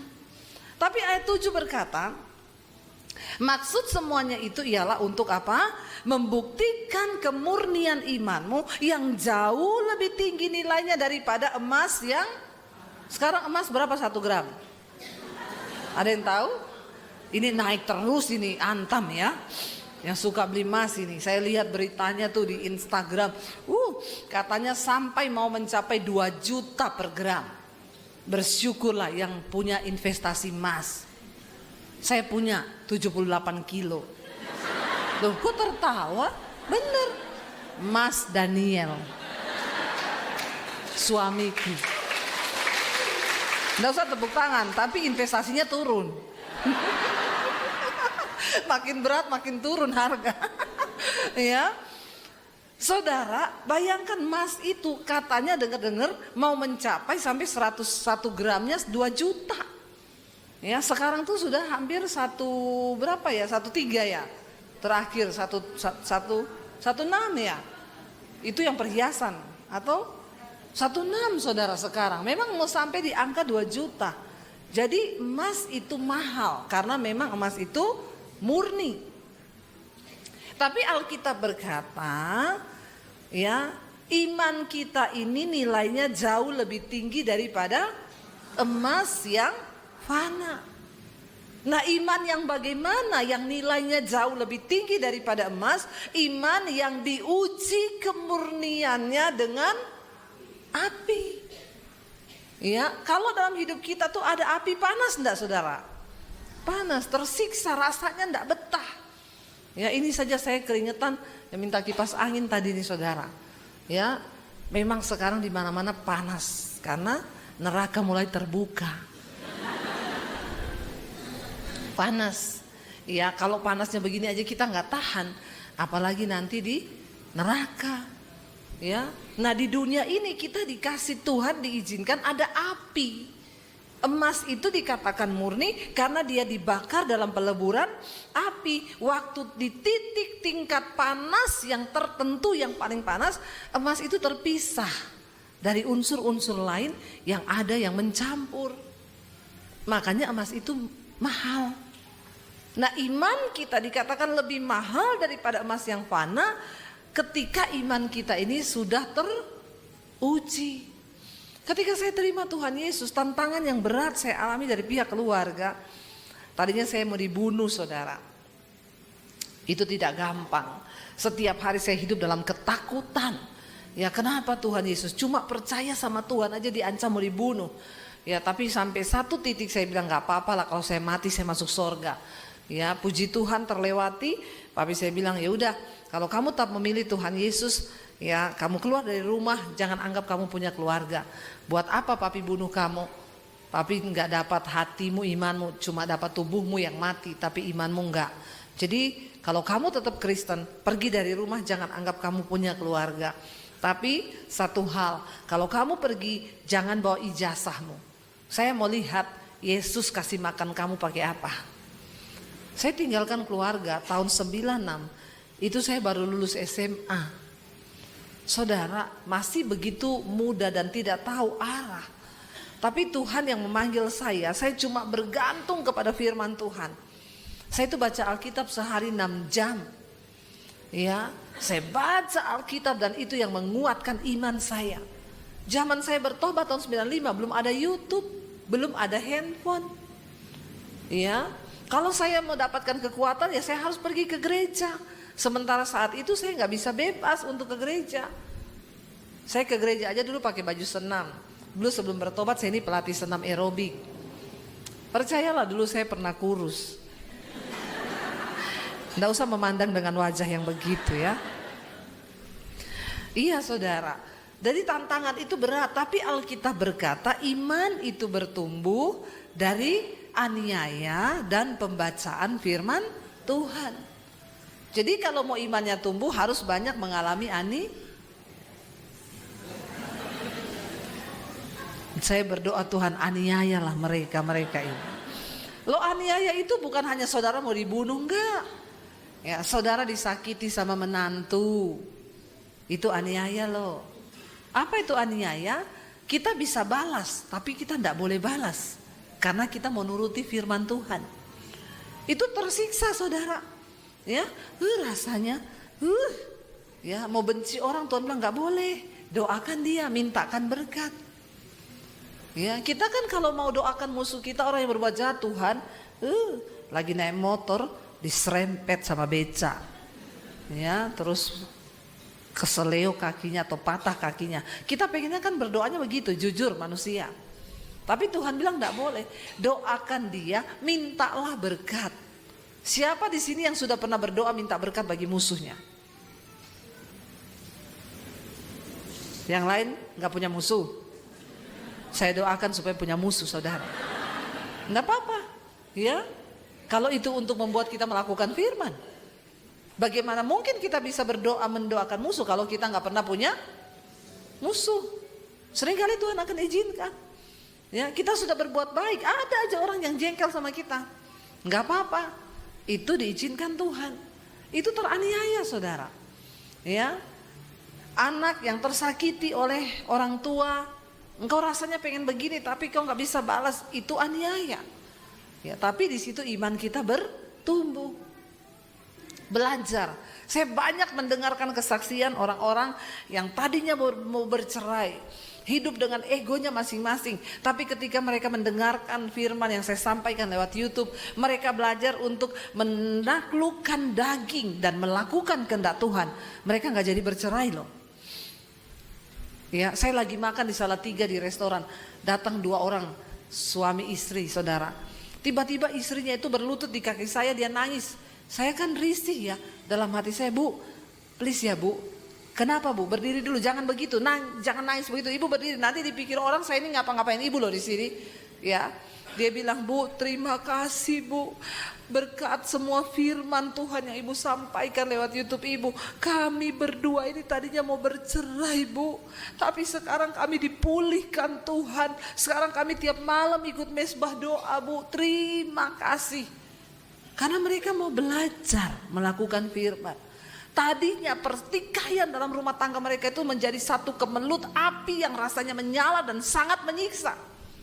Tapi waktu mereka tahu firman, bahwa ternyata semua itu Tuhan izinkan terjadi. Ya, kita ini suami istri dibentuk ya, suami dibentuk oleh siapa? Istri dibentuk oleh siapa? Suami. Ya, karena manusia menajamkan sesamanya. Ya, saya dengan suami saya puji Tuhan kami dibentuk. Saya dari suami saya orang Solo, ya saya Solo Wesi. Ya, jadi Solo tapi ada wesinya. Kami ketemu saudara, dipertemukan Tuhan. Ketemunya di gereja lagi, tempat yang sangat kudus dan sakral. Lalu ketika kami menikah, apakah semuanya enak-enak saja? Enggak, ada proses. Saya pikir dulu, saya ketemu suami saya pelayanan, saya juga pelayanan. Ini sama-sama orang pelayanan. Pasti kalau berantem, haleluya. Puji Tuhan kau. Ya bayangan saya kan begitu, karena kita sama-sama pendeta, sama-sama hamba Tuhan. Bayangan saya, pasti kalau berantem nih pasti menyanyikan mazmur dan kidung puji-pujian. Ya, ternyata yang namanya manusia itu tetap manusia. Walaupun pendeta, kita punya ego, kita punya perasaan, ya, kesombongan, ya. Berapa kali kami ini dibentuk saudara, aduh ya rasanya itu saya ya menikah itu, orang berpikir menikah itu enak, ternyata menikah itu waktu masuk dalam proses. Ya, proses pertama kami itu masalah bahasa. Orang Solo itu nyaris tak terdengar. Mirip-mirip sama orang Cimahi. Ya toh? Orang Cimahi ini kalau ngomong lembut enggak.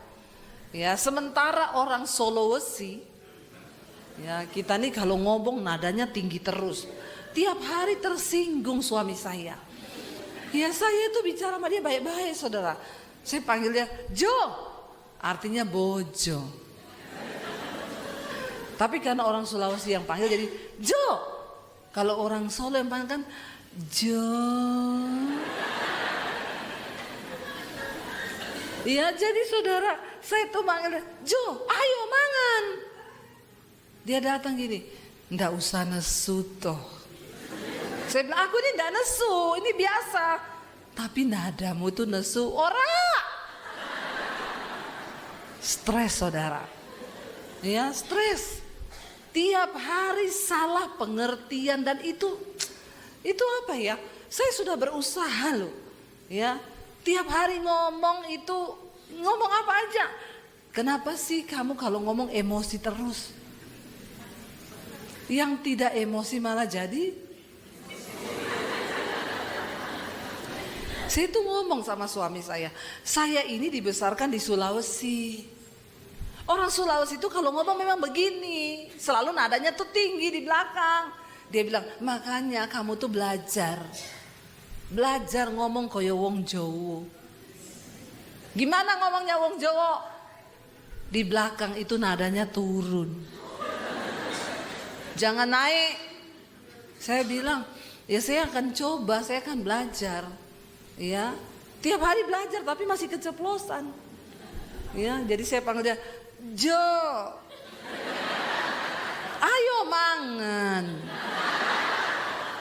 Stres.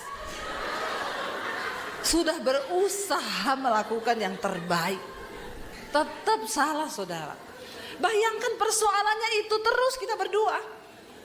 Itu terus, saya tuh bangun pagi ngomong, Say itu gini. Dia teriak, aku kaget loh. Saya bilang, lah memang saya begini. Lama-lama nih kayak gini, aku bisa kena serangan jantung. Nah kan saya merasa, kok saya disalahin lagi, nanti dia kena serangan jantung beneran, dibilang gara-gara nikah sama saya. Ya, jadi saudara, saya bilang kamu kalau memang mau cari istri yang kayak orang Jawa, kenapa kamu nggak nikah sama Sri Rezeki? Ya, kenapa kamu cari Debbie Basir? Gitu kan saudara, ngapain gitu kamu nikahnya sama saya? Saya ini orang Sulawesi. Setiap hari Mbok Nek ngomong gitu, nada belakangnya turun. Lalu saya bilang sama dia, coba kamu ngomong nada belakangnya naik. Sama sulitnya, dia pun tidak bisa. Orang saya tuh kalau negur anak-anak saudara, saya bilang sama dia, kamu tuh kalau sama anak-anak, anak nakal marah, saya marah. Tolong please marah. Marahnya tuh, Dek, gue kok ngono? Itu bukan marah. Itu bukan marah saya, aku stres aku. Ya. Jadi sama seperti dia berusaha untuk menyuruh saya lembut, demikian juga saya tuh pengen menyuruh dia itu agak, kami stres saudara. Tiap hari kita ribut cuma masalah begitu. Tiap hari ribut ya masalah bahasa. Benar-benar.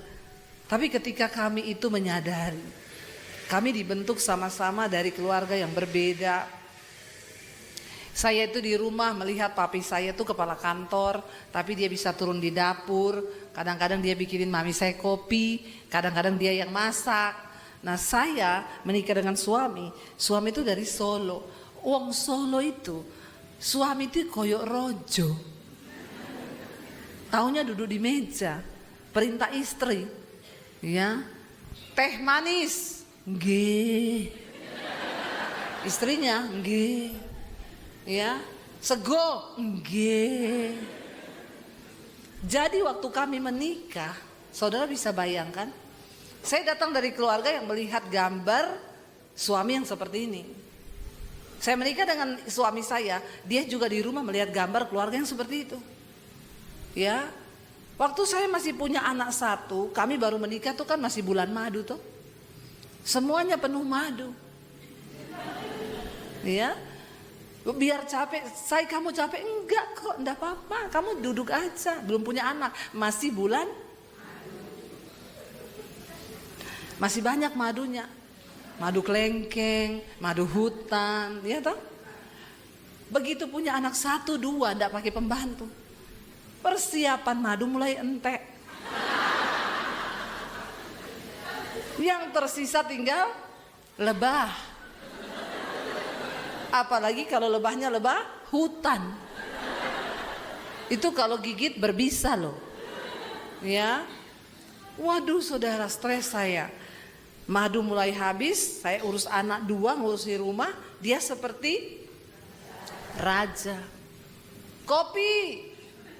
Ya. Kalau dulu nggih. Ya sekarang punya kaki 2, tangan 2 toh sama kan? Ke dapur sendiri sana. Ada gula, ada kopi di sana, bikin sendiri. Kaget dia. Ih. Kenapa jadi lebah hutan? Ya, memang begitu. Ya, manusia aslinya keluar, saudara. Pendeta juga manusia. Punya rasa, punya hati. Jangan samakan dengan pisau belati. Ya enggak, saudara? Ya, akhirnya dia di situ mulai kaget dengan saya. Saya pun juga ya, kamu kira ya, kamu tahu enggak, papi saya itu kerja kantor. Kepala kantor, pulang dia masak di rumah. Kadang-kadang dia bikin mami saya kopi. Ya memang papi saya itu suami teladan. Dia jawab, makku itu istri teladan. Bapakku tinggal minta sego, inggih. Dia bilang, aku enggak pernah lihat makku marah-marah. Saya jengkel denger gitu saudara. Iya. Saya bilang, yaudah kalau gitu kita nikahkan aja makmu sama papiku. Biar rumah tangga mereka jadi rumah tangga yang luar biasa. Saudara, kalau sudah begitu bagaimana ada surga dalam rumah tangga kita? Ego masing-masing yang keluar.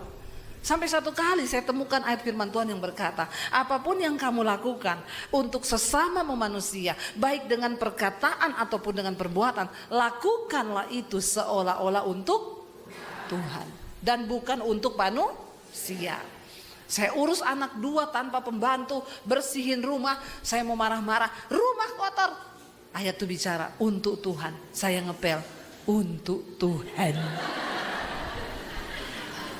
Nggak berani ngomong karena untuk dia teriak, kopi.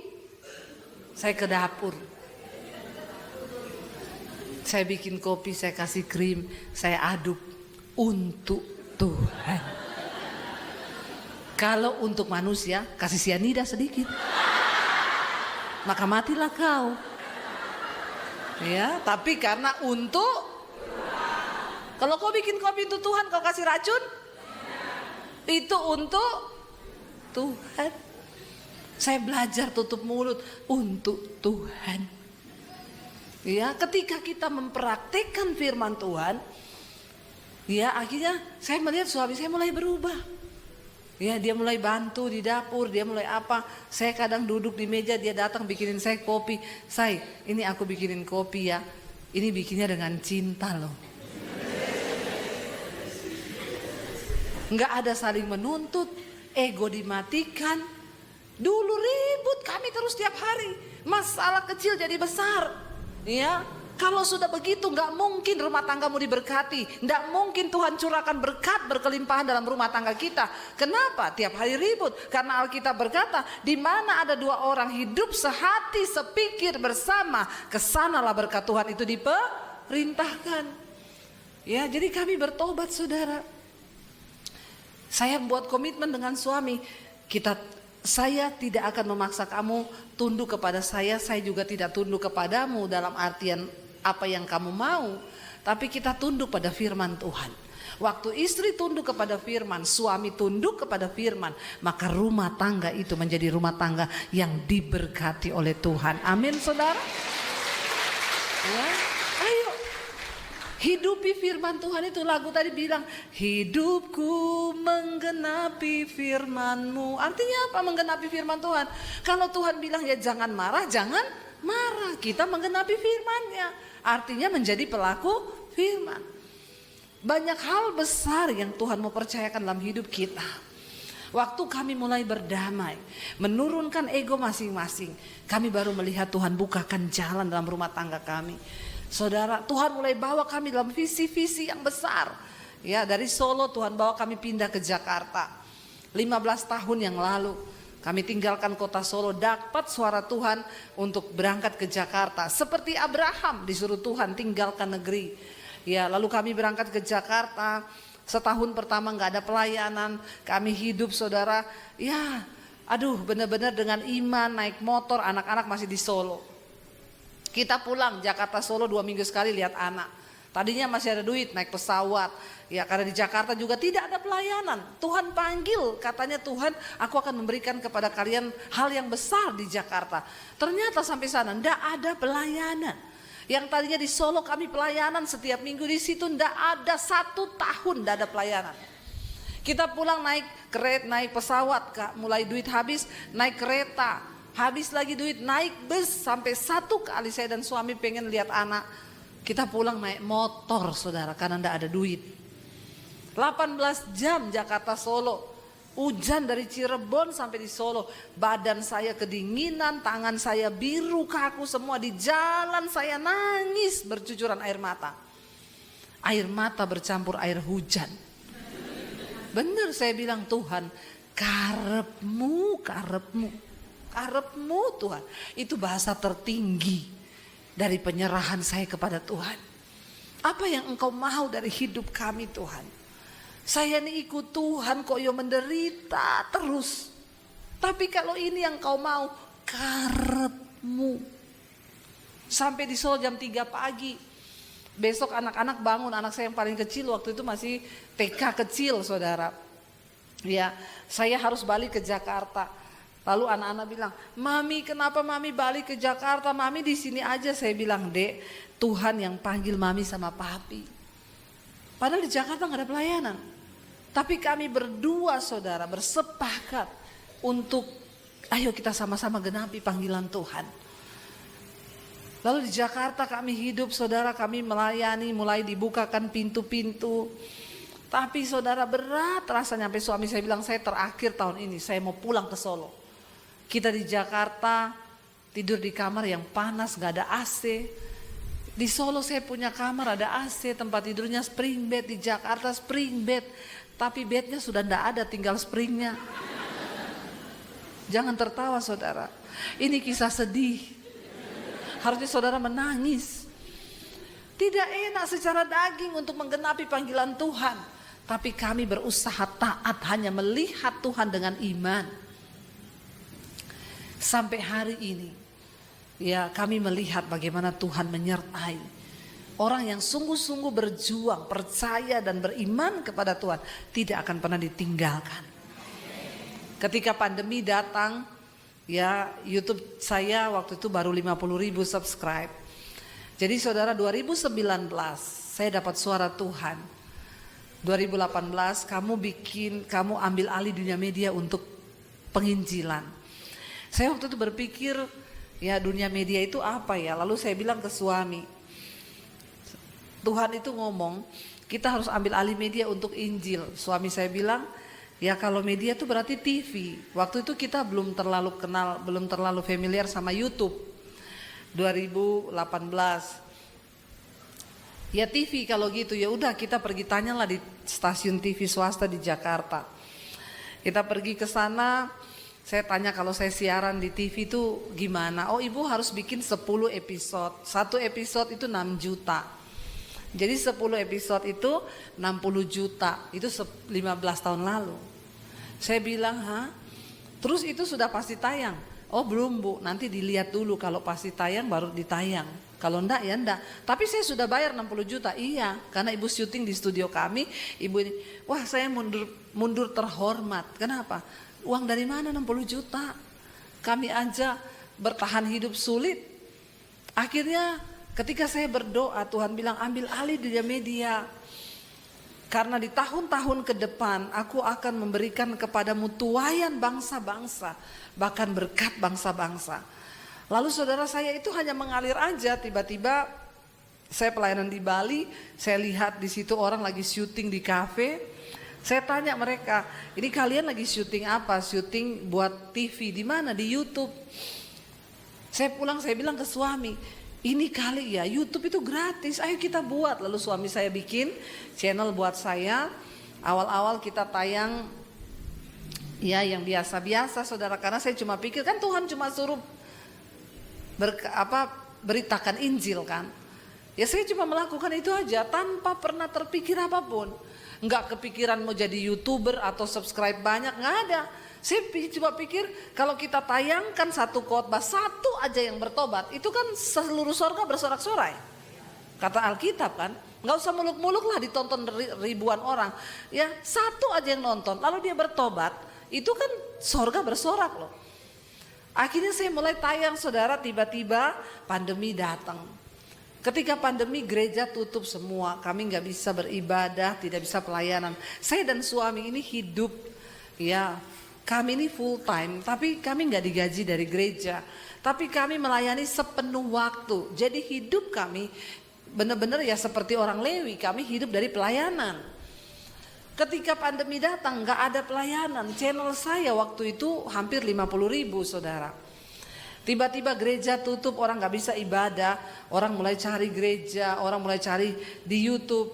Waktu pandemi itu saudara, YouTube saya naik setiap hari bertambah 1.000 subscribe. Sehari. Itu saya nggak tahu. Itu padahal YouTube sendiri bilang kalau ada channel dalam seminggu bertambah 1.000 itu di hacker. Ya, jadi punya saya di hacker sama malaikat. Satu hari nambah 1.000. Dan puji Tuhan sekarang ya 800.000 hampir 1 juta saudara. Semua kok nggak wow ya?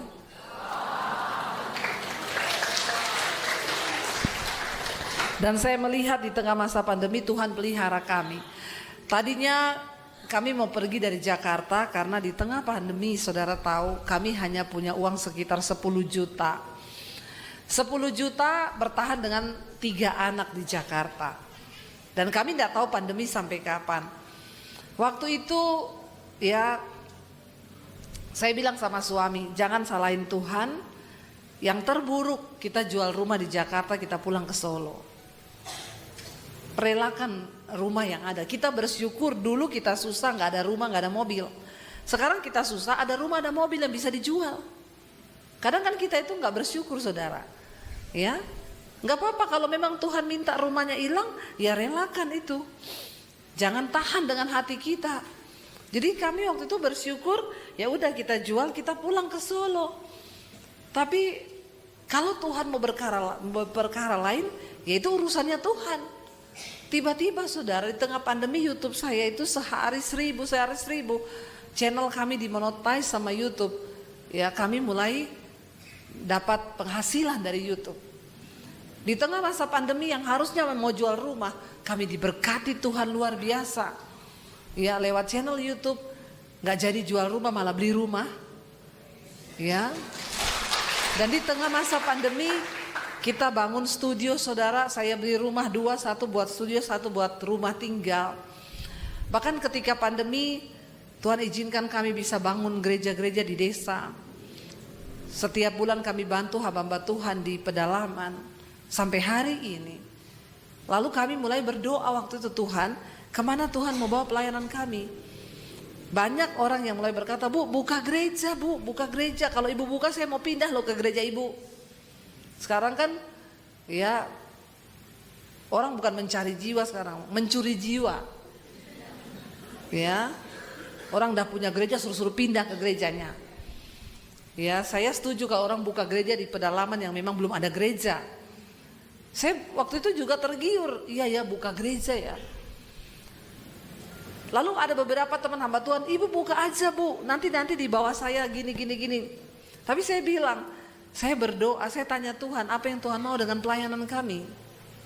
Ketika saya berdoa, Tuhan itu bilang, kamu gak buka gereja. Saya dapat ayatnya itu, saudara. Ya, di akhir zaman tuaian banyak tapi penuai sedikit. Tuhan bilang kamu harus siapkan penuainya. Dengan cara apa Tuhan? Ya, bikin seminar hamba-hamba Tuhan di daerah-daerah. Lalu yang kedua, kamu buka sekolah misi untuk menampung orang-orang yang mau jadi hamba Tuhan. Kalau perlu kamu sekolahin gratis. Saya kaget waktu dapat visi itu. Tapi saya bilang sama suami, ya udahlah kita ada berkat, kita sisihkan berkat ini, kita bergerak cari tanah. Lalu kita pergi bergerak cari tanah di daerah Karanganyar, Solo, saudara. Kami cari tempat yang dingin, yang dekat gunung, ya, supaya benar-benar hamba Tuhan dekat dengan Tuhan. Kalau di kota, saudara ya banyak setan. Lalu kami pergi, saudara, kami cari nggak ketemu. Saya bilang sama Tuhan, Tuhan kami udah keliling-keliling, yang sesuai dengan uang kami nggak ada. Kenapa juga Tuhan suruh saya bikin sekolah Alkitab? Saya ini bukan orang kaya, saya ini bukan orang pintar. Tapi Tuhan tuh ngomong, aku nggak cari orang kaya, aku juga nggak cari orang pintar, tapi aku cari orang yang beriman. Karena hanya dengan iman semua proyek-proyekku itu tergenapi di dalam dunia ini. Lagi saya dapat suara Tuhan begitu, tiba-tiba ada orang bilang, Bu, saya dengar Ibu lagi cari tanah buat bangun sekolah. Saya punya tanah di daerah Bandungan, Semarang, 4.500 meter. Ibu mau pakai enggak? Coba Ibu lihat. Kami pergi lihat, di bawah gunung, dingin. Iya Pak, mau. Ya udah ke notaris, serah terima tanah itu ke yayasan untuk dibangun sekolah. Waktu mau bangun, Tuhan kirim pemborongnya jemaat Mesbah Doa, enggak dibayar. Tuhan kirim yang gambar jemaat Mesbah Doa, enggak dibayar. Waktu selesai gambar, saya dikasih anggarannya, ternyata miliar. Saya pikir 200 juta. Ya ternyata ini sampai miliaran begini. Saya bilang sama suami, nah terus ini bagaimana ya? Ya udah kita mulai dengan iman aja. Saya bilang sama suami, gampang. Nanti kalau saya siaran di YouTube, saya sekarang kan siaran itu 2 kali 1 hari. Pagi jam 5 pagi, Mesbah Syukur, malam itu jam 8 malam. Setiap hari live streaming 2 kali. Yang nonton tuh puluhan ribu, saudara. Jadi saya bilang sama suami, gampang lah, kita tinggal taruh nomor rekening di layar. Jalan-jalan rekeningnya muter-muter di situ. Saudara, saya sudah mulai pembangunan sekolah, saudara bisa transfer ke rekening ini. Kan sampai orang pusing lihatnya. Waktu suami saya bilang, mana saya rekeningnya yang mana yang mau ditaruh di YouTube? Saya bilang, doa dulu, berdoa. Tuhan bilang, jangan sekali-kali kau taruh itu rekening di YouTube.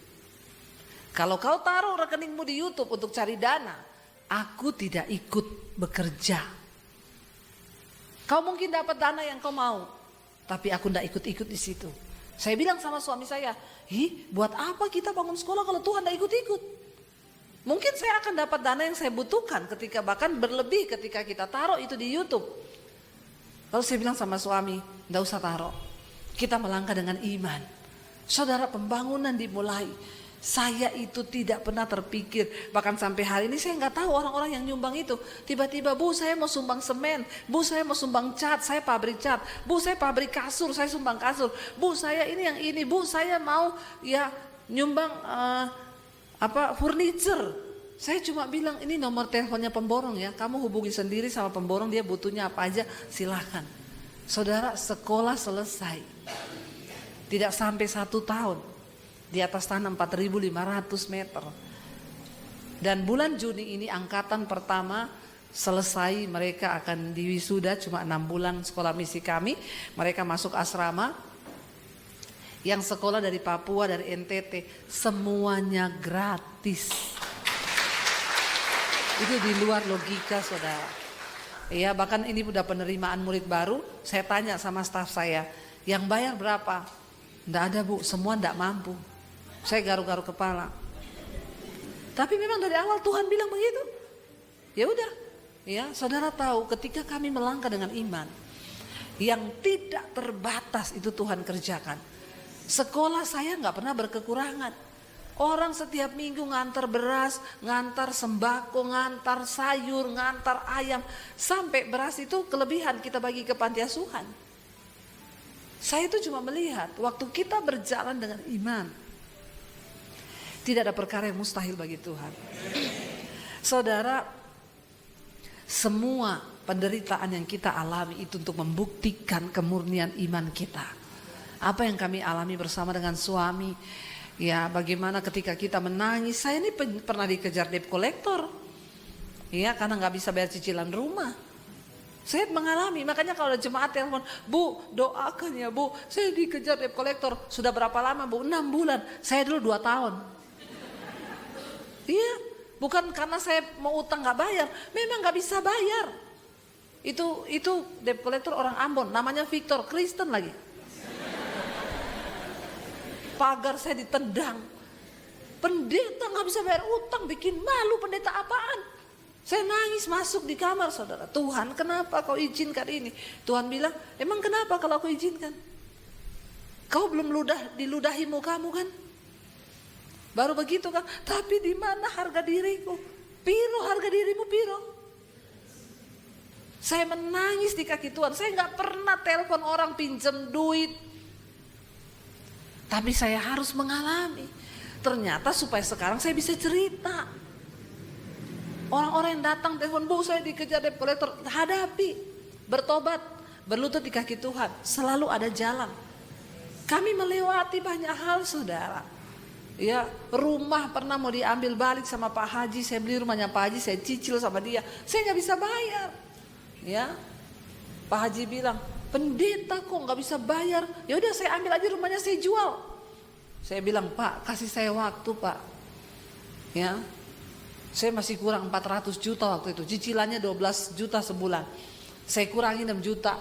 Pak Haji bilang, saya nggak mau dikurangi. Kalau ibu nggak bisa bayar, kasih saya jual rumahnya, ibu keluar dari situ. Saya berlutut sama Tuhan. Tiba-tiba orang bantu kami, dilunasi saudara, 400 juta. Nggak dicicil, dilunasi sama Tuhan. Jadi saudara, kami ini mengalami banyak persoalan ikut Tuhan itu nggak enak bagi daging kita. Tapi tujuan dari semua itu untuk memurnikan imanmu. Hari ini kami punya begitu banyak kesaksian iman. Kenapa? Karena kami mengalami. Saudara harus punya kesaksian bersama Tuhan. Waktu kita mengalami itu bilang, Tuhan, aku akan menang menghadapi ini. Supaya aku punya kesaksian iman. Bagi keluargaku, bagi anak-anakku. Dan biarlah kita menjadi tokoh iman. Amin saudara. Kita kan rindu nama-nama kita tercatat di dalam kitab kehidupan sebagai tokoh iman kan. Saya percaya waktu kita mau, maka Tuhan pasti turut bekerja. Biar apa yang kami alami itu saya saksikan, supaya kita sungguh-sungguh percaya sama Tuhan. Dia Tuhan yang berjanji dan tidak pernah sekalipun dia mengingkari janjinya. Karena itu bagian kita, ayo jadi pelaku firman, ayo bertobat, ayo sungguh-sungguh hidup dalam Tuhan. Karena ada banyak hal yang supranatural yang bisa Tuhan kerjakan dalam hidup kita waktu kita sungguh-sungguh percaya.